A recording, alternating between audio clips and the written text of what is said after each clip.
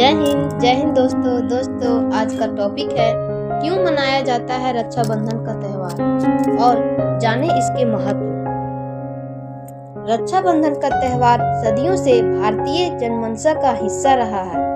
यहाँ रक्षाबंधन का तात्पर्य बांधने वाले एक ऐसे धागे से है जिसमें बहनें अपने भाइयों के माथे पर तिलक लगाकर जीवन के हर संघर्ष तथा मोर्चे पर उनके सफल होने तथा निरंतर प्रगति पथ पर अक्सर रहने की ईश्वर से प्रार्थना करती है। भाई इसके बदले अपने बहनों की हर प्रकार की विपत्ति से रक्षा करने का वचन देता है और उनके शील एवं मर्यादा की रक्षा करने का संकल्प लेता है। किस दिन मनाया जाता है रक्षाबंधन का त्यौहार? बताना चाहेंगे कि यह पर्व हर वर्ष श्रावण मास की पूर्णिमा को मनाया जाता है।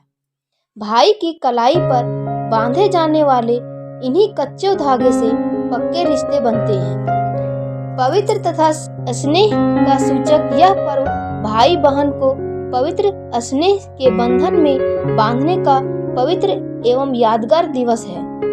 इस पर्व को भारत के कई हिस्सों में श्रावणी के नाम से जाना जाता है। रक्षाबंधन को और किन नामों से जाना जाता है? बताना चाहेंगे कि रक्षाबंधन का यह त्यौहार और भी नामों से जाना जाता है। इनके बारे में कम ही लोगों को जानकारी होगी। दरअसल रक्षाबंधन को पश्चिम बंगाल में गुरु महापूर्णिमा, दक्षिण भारत में नारियल पूर्णिमा और नेपाल में इन्हें जनेऊ पूर्णिमा के नाम से जाना जाता है। क्यों मनाया जाता है रक्षाबंधन?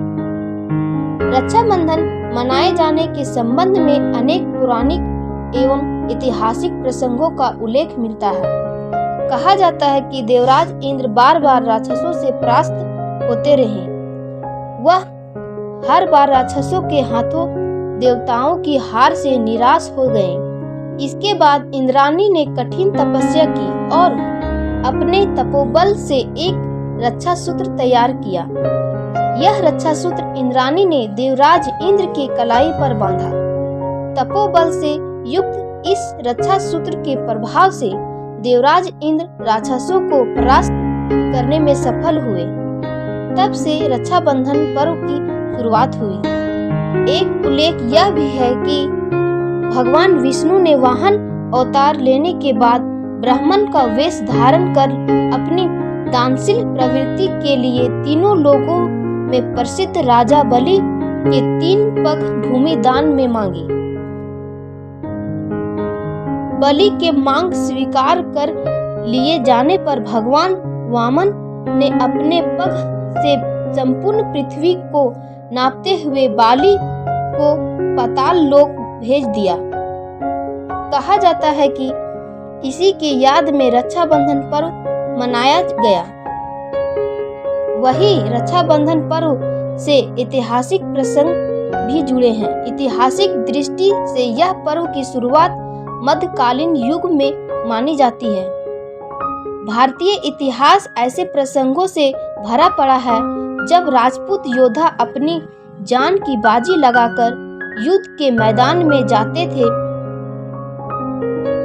तो उनकी देश की बेटियां उनकी आरती उतारकर कलाई पर रक्षा सूत्र बांधा करती थी।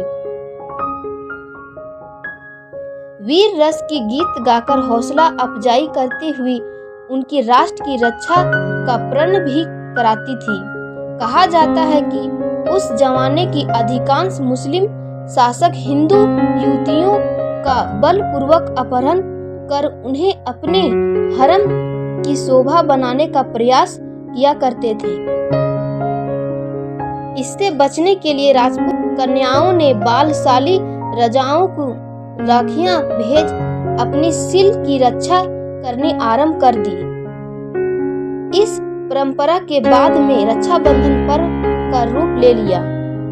वही चित्तौड़ की महारानी कर्मावती का प्रसंग तो इस संबंध में विशेष रूप से उल्लेखनीय है। कहा जाता है कि जब गुजरात के शासक बहादुर शाह ने चित्तौड़ पर आक्रमण कर दिया था तो महारानी कर्मावती ने बादशाह हुमायूं को राखी के धागे में रक्षा का पैगाम भेजा।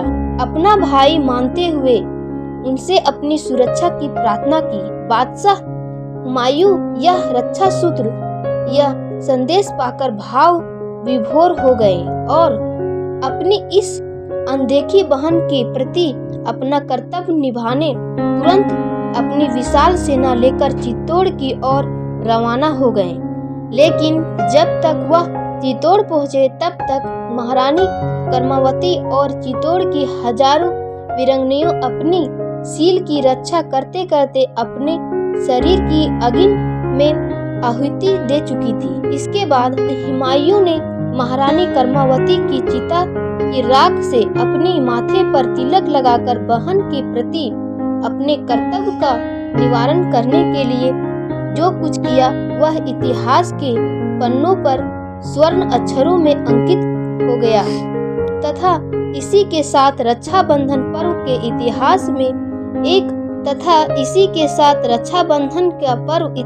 में एक अविस्मरणीय अध्ययन भी जुड़ गया। इस ऐतिहासिक घटना के बाद ही यह परंपरा बनी कि कोई भी महिला या युवती जब किसी व्यक्ति को राखी बांधती है तो वह व्यक्ति उसका भाई माना जाता है।